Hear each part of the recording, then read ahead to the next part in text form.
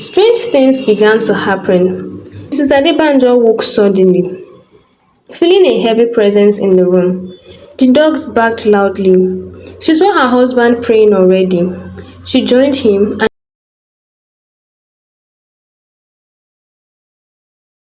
it was a sunny Sunday morning. Mr. Adebanjo and his family were set to go worship at church. They were all dressed beautifully. Mr. Adebanjo lived a quiet and a comfortable life in the city of Ibadan. He was a lover of God, and he ensured he carried his family along on his journey of faith. At the service, his children all sat down together, separated from their parents. They all enjoyed the service, and afterwards, they had to wait behind for a workers' meeting as both parents were workers in the church. They greeted other church members at the end of the meeting, after which they made their way home. The next day was Monday. All family members woke up early to get ready for the day. They had their morning devotion, committing the day into God's hands. They ate breakfast and were all set to go out. Mrs. Adebanjo dropped the children at the school and made her way to work. Mr. Adebanjo had left the house earlier than any other person as usual, so as to meet up with time. Mr. Adebanjo prayed before settling into his day at the office. It was his habit to commit everything, even the smallest things, into God's hands. Just then, he heard a knock on the door. He rounded up his prayers to attend to it. It was a colleague of his who had come to remind him of the meeting they were to have with the manager in the next 2 hours. By 10 a.m., they were all gathered at the conference room, waiting for the manager. The manager showed up 20 minutes after. It was normal for him to be late whenever a meeting was called, so none of them complained. The manager walked in, took his seat, and spoke on a few matters regarding the company. He concluded with the issue of promoting and transferring workers to other branches. Back in the office, Mr. Adebanjo was known for his uprightness and reverence for God. He would not be seen taking part in any fraudulent acts or idleness that gave the devil a chance. He ensured he worked diligently at the right time.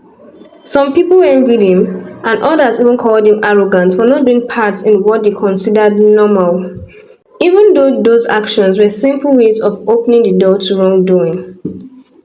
After the meeting, he prayed again, asking the will of the Lord to be done, as he had been shortlisted for transfer to a smaller branch due to his refusal to participate in defrauding the company. Later that night at home, he received an email from the office. The subject read, Employee Transfer Notification.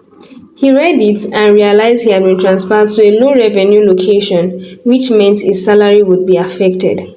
Not only that, it was a village with limited benefits. Although he expected a transfer, he never imagined it to be such a remote place. He was confused. The bill he had to pay flashed through his mind. He had two options, to quit or to go. Mr. Adebanjo sought God's face on whether to quit the job or go ahead with the transfer. He felt strongly that God did not permit him to leave. He remembered that all things work together for the good of those who love God and are called according to his purpose. After much thought, he told his wife.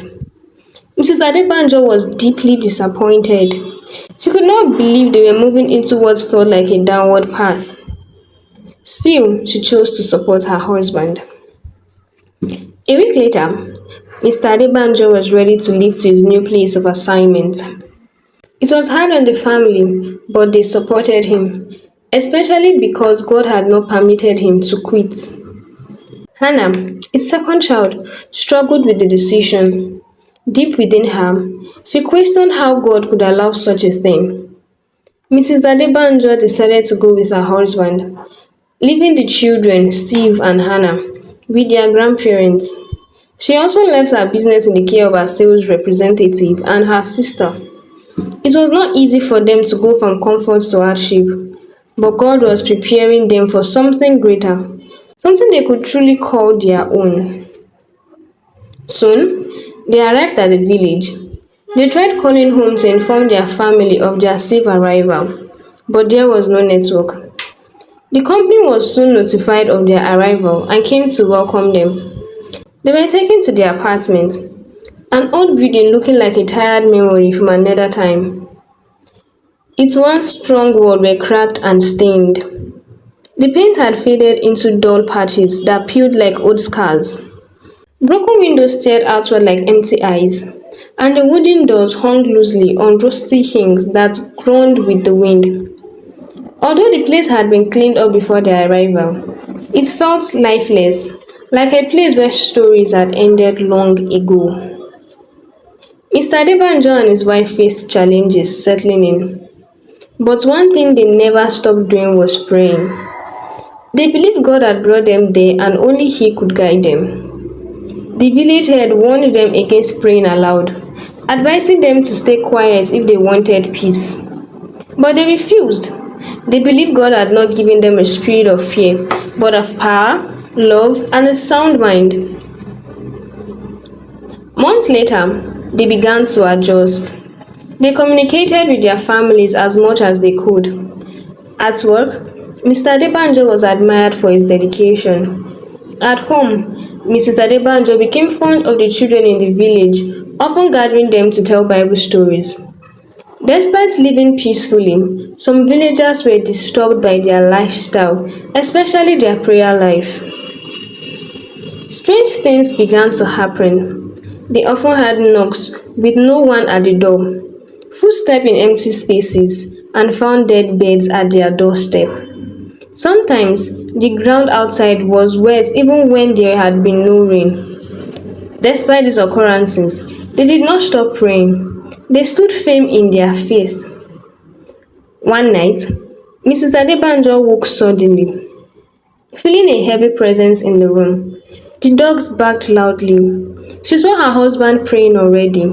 She joined him and they prayed intensely until the heaviness lifted. After that night, strange things began to happen in the village.